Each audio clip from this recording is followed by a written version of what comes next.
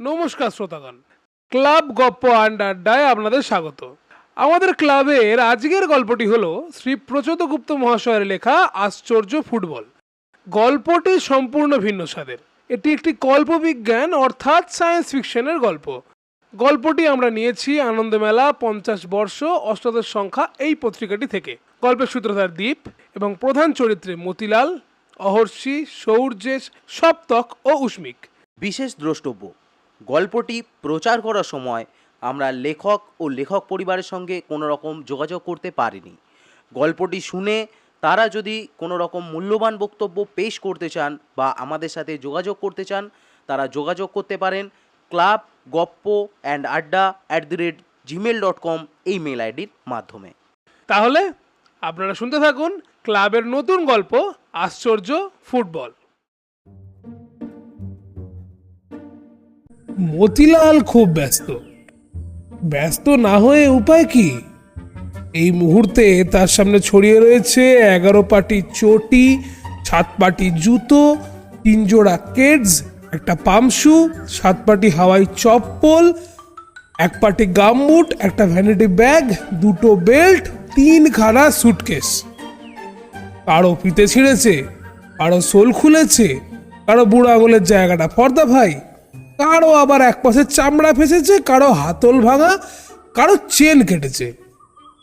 এর সঙ্গে 1 পাটি কুকুরে চিবানো চটিও রয়েছে। মতিলাল এই চটি নিতে চায়নি। কুকুরে চিবানো চটি মেরামত তার কাজ নয়। ও হবে না, ও কুকুরে চিবানো চটি আমি ঠিক করতে পারবো না। ও জিনিস আপনি ফিরিয়ে নিয়ে যান দেখি বাবু, জিনিস ফিরিয়ে নিয়ে যান। ও ছেঁড়া ফাটা সারাইয়ের কাজ আমি জানি, কিন্তু চিবানো কাজ আমি শিখিনি। হাসিও না মতিরাম, হাসিও না। তুমি পারবে না এমন কোনো চটি জুতোর কাজ আছে নাকি? তুমি ঠিক পারবে। তা নতুন এক জোড়া কিনে নিলেই তো হয়। এই চটির অবস্থা এমনিতেই তো খুব খারাপ। ওইটা করা যাবে না, নতুন কেনা যাবে না। আরে এ তো ওই কুকুর মাথায় উঠবে যে। কুকুর মাথায় উঠবে মানে? উঠবে না বলছো কি মতিলাল? যখন দেখবে নতুন চটি পরে হাঁটছি, মাথায় উঠবে বই কি, বিরাট মজা পাবে। তককে থাকবে কবে আবার আমি ভুল করে রোয়াকা চটি ফেলে যাই, আবার কবে সেটা চিবানো যায়। না না না না না না, এভাবে একটা রাস্তার কুকুরকে মাথা তুলতে পারবো না ভাই। এটাই হলো মতিলালের সমস্যা। একেই তো এই এলাকায় ছোট জুতো মেরামত করে সে একাই, তার উপর এই কাজে সে অতি ওস্তাদ। বাজারের এক কোনায় বসে একেবারে ভেলকি দেখিয়ে দেয়। কারো জুতোয় চামড়া তাপিয়ে দিচ্ছে, কারো চটির সোল পাল্টাচ্ছে, আবার কোথায় জুতোয় ফিতে জোড়া দেয়, তো আবার কারো কাছে সেলাই মারে। মতিলালের মজা হলো ছেঁড়া ফাটা জুতো, গামবুট, ব্যাগ, বেল্ট মেরামতে সে যেমন চামড়া, রবার, আঠা, সুতো ব্যবহার করে, তেমন মাঝে মধ্যে হাবিজাবি জিনিসের টুকরো টাকরা দিয়ে তাকে পোক্ত করে দেয়। কোথাও হয়তো কাঠের গুঁড়ো, কোথাও তার, কোথাও খানিকটা উল, কোথাও আবার সুতোর গোলা। একবার একটা গামবুট কিছুতেই সোজা হচ্ছিল না, ব্যাটা বাড়ে নেতিয়ে পড়ে। কি মনে করে মতি পিছনে একটা রং পেন্সিল দিল লাগিয়ে, কেউ ধরতেই পারলো না। গামবুট দিব্যি দাঁড়িয়ে গেল। যখন যেটা লাক্সই হয় মতি ব্যবহার করে। জুতো মেরামতের নিয়ম কানুন সে মানে না, এটাই ওর ম্যাজিক। হাতের কাছে যা পায় কুড়িয়ে বাড়িয়ে নিজের কাছে রেখে দেয় ছোট একটা সুটকেসে ভরে। এখন চটি, জুতো, ব্যাগ, সুটকেস সরিয়ে টেনে নিয়েছে একটা ফুটবল, 4 নম্বর ফুটবল। খানিক আগে স্কুলে যাওয়ার সময় অহর্ষি, সৌর্যের, সপ্তক আর উষ্মিকরা একেবারে দল বেঁধে হাজির। মতি কাকু, বলটা একটু সারিয়ে দাও। মতিলাল মুখ না তুলে বলল, ও ওইখানে রেখে দাও, কদিন সময় লাগবে। হ্যাঁ, অহর্ষি চোখ বড় করে বলল, কদিন সময় লাগবে বলছো কি মতি কাকু? আজ বিকেলেই তো ম্যাচ রয়েছে। মতি চটি সেলাই করতে করতে বলল, ও সে ম্যাচ থাকুক আর ক্যাচ থাকুক, 3 দিনের আগে আমি দিতে পারবো না। দেখছো না ব্যাগ সুটকেস পাহাড়ের মধ্যে বসে রয়েছি, খানিক পরে এলে আমাকে হয়তো দেখতেই পাবে না। সপ্তক উবু হয়ে বসে বলল, সে তো হবেই মতি কাকা, তুমি হলে চটি জুতোর ডাক্তার বাবু। এই তল্লাটে কেন, 10 মাইলের মধ্যেও তোমার মতো মেরামতির কাজ জানা লোক নেই। মতি বলল, ওসব খুশি করা কথা বলে লাভ নেই বাছা। হ্যাঁ, কালকের আগে হবে না। একদিন ফুটবল না খেললেও চলে, কিন্তু একদিন জুতো না পরলে চলে না। এবার সৌর্যেশ ধূপ করে বসে পড়ল, বলল, সর্বনাশ হয়ে যাবে মতি কাকা, 3টে ম্যাচ বিনা পানি বয়েজ স্কুলের কাছে হেরেছি। এইবারও যদি হারি, সুবর্ণরেখা হাই স্কুলের আর মুখ দেখানোর উপায় থাকবে না। উস্মিত বলল, শুধু তাই নয়, আমাদের গেম টিচার বলে দিয়েছেন আজ ম্যাচ যদি না জিতি স্কুল থেকে ফুটবল খেলায় তুলে দেবেন। তুমি যে করেই হোক বিকেলের মধ্যে বলটা একটু সারিয়ে দাও। 4টের সময় স্কুল ছুটি আর 4:30 থেকে ম্যাচ। মতিলাল বিরক্ত হয়ে বলল, ওহ, কি মুশকিল বলো দেখিনি। তাই এই বল দিয়েই তোমাদের খেলতে হবে? অন্য কোনো বল নেই নাকি? তব তো কাঁচু মাচু হয়ে বলল, বল আছে, কিন্তু সে বলে খেলবো না। 3টে ম্যাচ ওই বলে খেলে হেরেছি। অপয়া বল মতি কাকা। এইটা হলো আমাদের পুরনো বল, নতুন কিনে এটাকে বাতিল করে দিয়েছিলাম। এই কিছুদিন আগে খুঁজে বের করেছি অহর্ষিদের বাড়ির গোডাউন থেকে। একসময় এই বলে অনেক ম্যাচ খেলেছিলাম, জিতেও ছিলাম। এতদিন বেচারিকে গোডাউনে ফেলে রেখে অন্যায় করেছি। আজ সকালে বের করে ধুলো টুলো ঝেড়ে দেখি চুপসে আছে। পাম করে হাওয়া ভরতে গেলাম, ঝাপ বাবা, যতই চেষ্টা করি হাওয়া আর ভরে না। চামড়ার নিচে ব্লাডারে কোথাও একটা লিক হয়েছে বলে মনে হচ্ছে। প্লিজ মোদি কাকা, বলটা সারিয়ে দাও। এই বলে খেললে বিনা পানি বয়েজ স্কুলকে আজ হাফ ডজন গোল তো দিয়েই ছাড়বো। মতিলাল বলল, বলছি ওদের বলে তো খেলতে পারো। তা হবে না, যাদের মাঠে ম্যাচ বল তাদেরই দিতে হবে, আমাদের সেরকমই নিয়ম। ঠিক আছে ঠিক আছে ঠিক আছে, অনেক বক বক করেছো। এখন স্কুলে যাও দেখি। যদি সময় পাই দেখবো কোন। বলটাকে ওই ব্যাগের পাশে রেখে দাও, ওই ওই ব্যাগের পাশে রেখে দাও। হ্যাঁ, ওই গাদা কাজ পড়ে আছে এখন। গাদা কাজ পড়ে থাকলে কি হবে? মতিলাল সব কাজ ফেলে এখন বলটাকে নিয়েই পড়েছে। ব্যাচারিটা বিকেলে খেলবে বলে কথা। সে নিজেও তো ছোটবেলায় খেলার জন্য পাগল হয়ে থাকতো। ছেলেগুলো এত আবদার করে গেল। মতি সাদা কালো খোপ কাটা বলটাকে নেড়ে ছেড়ে দেখলো ভালো করে। আহা, ছোটবেলায় এমন একটা ফুটবলের শখ ছিল খুব। পাবে কোথায়? দাম যে ছিল অনেক। পাড়াগাঁয়ে চামড়ার ফুটবলের কথা ছেলেপুলেরা ভাবতেই পারতো না। ওসব বড় ক্লাবের ব্যাপার। এই ক্লাবও ছিল 5টা গ্রাম মিলে একটা। বাতাবি লেবুর বল নিয়েই বাচ্চারা খুশি থাকতো।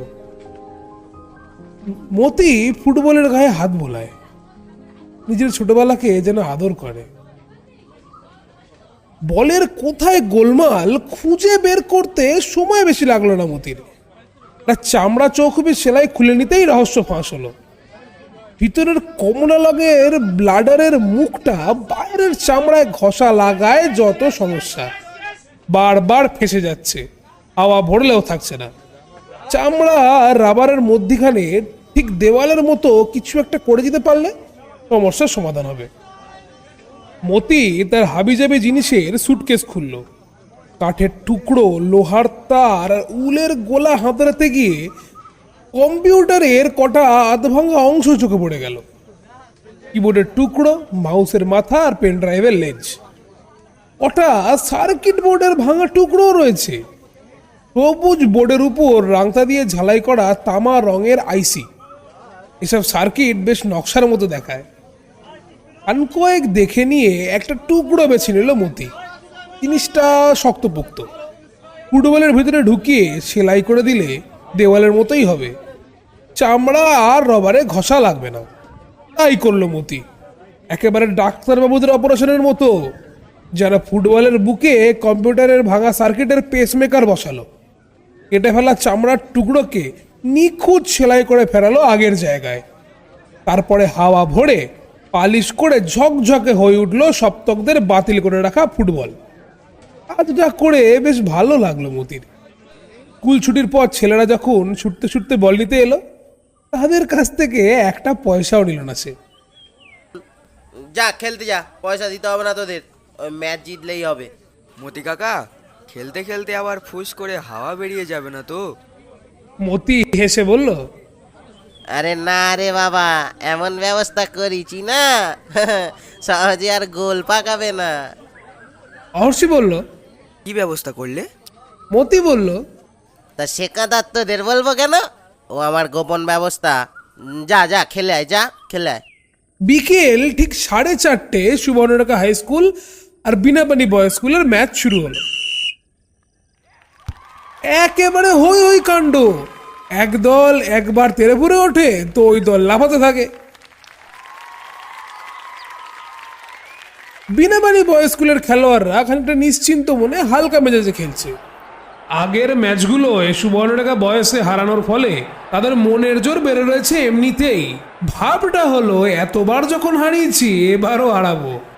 সেদিক থেকে সুবর্ণরেখা হাই স্কুল রয়েছে দুশ্চিন্তায়। এবারও কি পেট পুড়ে গোলকে বাড়ি ফিরতে হবে? প্রথম হাফ শেষ হওয়ার মাথায় বিনাপানির তন্ময় চমৎকার ড্রিবল করতে করতে সুবর্ণরেখার ডিফেন্স ভেঙে ফেললো এবং গোলে বল ঢুকিয়ে দিল। এগিয়ে গেল 1 গোলে। অহর্ষি কাঁচুমাচু মুখে সৌর্যেশকে বলল, বল বদল করেও লাভ হলো না। উস্মিক বলল, এই ম্যাচটাও হারতে হবে মনে হচ্ছে। সপ্তক হতাশ গলায় বলল, তোরাই বল নিয়ে লাফাচ্ছিলি। আরে বাবু, খেলতে না পারলে বল কি করবে? সৌর্যেশ গোমরা মুখে বলল, এর চেয়ে পুরনো বল নিয়ে নামলেই ভালো হতো, নিশ্চিন্ত মনে হারতে তো পারতাম। নিশ্চিন্ত মনে হারা হলো না সুবর্ণরেখা হাই স্কুলের। হবে কি করে? দ্বিতীয় হাফে খেলা শুরু 3 মিনিটের মধ্যে অদ্ভুত ঘটনা শুরু হলো যে সুবর্ণরেখা হাই স্কুলের ছেলেরা বুঝতে পারলো ফুটবলটা যেন নিজের মতো লাফালাফি করছে। শুধু লাফালাফি নয়, কিছুক্ষণের মধ্যে নিজেই ছুটতে শুরু করলো, শুধু একটু পা লাগানোর অপেক্ষা। বিপক্ষের খেলোয়াড়দের ব্যাপারটা বুঝে ওঠার আগেই বল চলে গেল তাদের গোলের সামনে। বল লাফিয়ে উঠে সৌর্যেশের মাথায় লাগিয়ে চলে গেল বাঁ দিক থেকে ছুটে আসা সপ্তকের পা ছুঁতে। সপ্তক কিছু করার আগেই অহর্ষিকে দিয়ে নিজেকে রিসিভ করালো, কোমর থেকে গড়িয়ে ডান পায়ে পড়লো। অহর্ষি তেমন করে কিছু বোঝার আগেই সেই বলে শট লাগালো। বল ভাসতে ভাসতে ঢুকে পড়লো বিনাপাড়ির গোলপোস্টের ভিতর। অহর্ষি নিচু গলায় লাফিয়ে ওঠা সৌর্যেশকে বলল, কি হলো রে? সৌর্যেশ 2 হাত ছুড়ে লাফিয়ে উঠল এবং বলল, যা খুশি হোক, গোল তো শোধ হলো। সপ্তক বলল, আরে ভাই, বল যে নিজের ইচ্ছা মতোই ছুটছে। উস্মিক বলল, ও ছুটুক, যা খুশি হোক, ম্যাচটা আমরা জিতলেই হবে। অহর্ষি চাপা গলায় বলল, নিশ্চয়ই আমরা ভুল বুঝেছি। বল নিজের মতো ছুটবে কি করে? তার কি মন আছে? আমাদের ভালো খেলা হচ্ছে, এবার ওদের আচ্ছা করে চেপে ধর, জিততেই হবে। চেপে ধরতে হলো না হর্ষিদের। সকালে মতিলালের হাতে মেরামত করা ফুটবল নিজের ইচ্ছে মতো মারতে মারতে শুরু করলো ফের। এই ছুটছে, এই লম্বা শট নিচ্ছে তো এই ড্রিবল করছে, এই ছোট পাস দিচ্ছে তো এই হেড সরিয়ে নিচ্ছে। শুধু সুবর্ণরেখা হাই স্কুলের খেলোয়াড়দের পা, মাথা, পেট ছুঁয়ে নিচ্ছে একবার করে, যেন তাদের দিয়ে খেলিয়ে নিচ্ছে। তারপর নিজে ঢুকে পড়ছে বিপক্ষ দলের গোলপোস্টের ভিতর।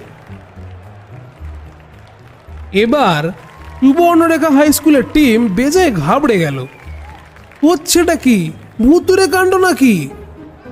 অহর্ষি ছেলেদের কানের কাছে বারবার বলতে লাগলো, যা হচ্ছে হতে দে, কাউকে বুঝতে দিবি না, শুধু খেলে যাওয়ার ভান কর। বললেই তো আর হয় না। বিনাপানির খেলোয়াড়রা প্রথমে ভেবার জায়গা খেয়ে গিয়েছিল। একসময় তাদের সন্দেহ হয় হঠাৎ করে সুবর্ণরেখা এত ভালো খেলছে কি করে। শুধু ভালো খেলছে বললে কম বলা হবে, বলের ধারে কাছে যাওয়া যাচ্ছে না। 3 নম্বর গোল খাওয়ার পর রেফারি সুকুমার স্যারের কাছে দলের ক্যাপ্টেন অঞ্জন নালিশ জানালো। সুকুমার স্যার সুবর্ণরেখা হাই স্কুলের গেম টিচার। স্যার, ও স্যার, এ কিছু একটা গোলমাল হচ্ছে স্যার। সুকুমার স্যার বললেন, তো কি গোলমাল? অঞ্জন বলল, ওই আপনার স্কুলের ছেলেরা মনে হচ্ছে কিছু একটা কারসাজি করেছে। সুকুমার স্যারেরও সন্দেহ হচ্ছিল। তিনি তো তার স্কুলের খেলোয়াড়দের ভালো করেই চেনেন।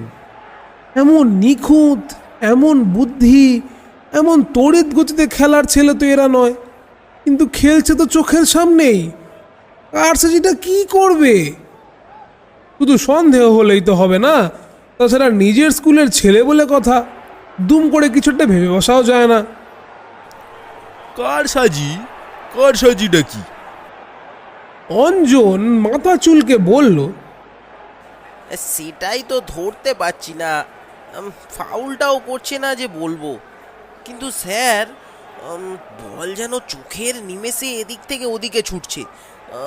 আমরা থই পাচ্ছি না।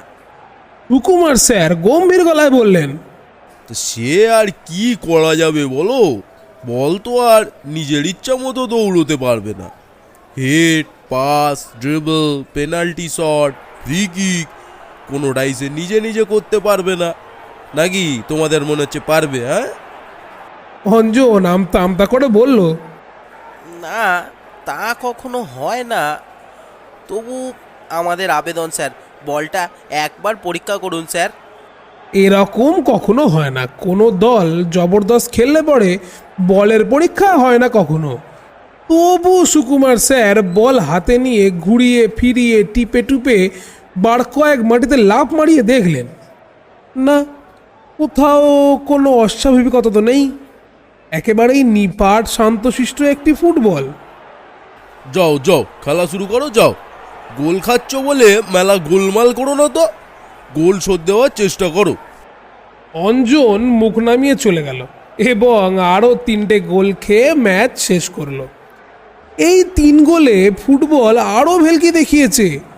সপ্তকের শট পেয়ে সে শুধু বাতাসে উড়ে গেল না, দুবার বাঁক নিয়ে বিনা পানের গোলকিপারকে বোকা বানিয়ে গোলপোস্টে ঢুকেও পড়ল।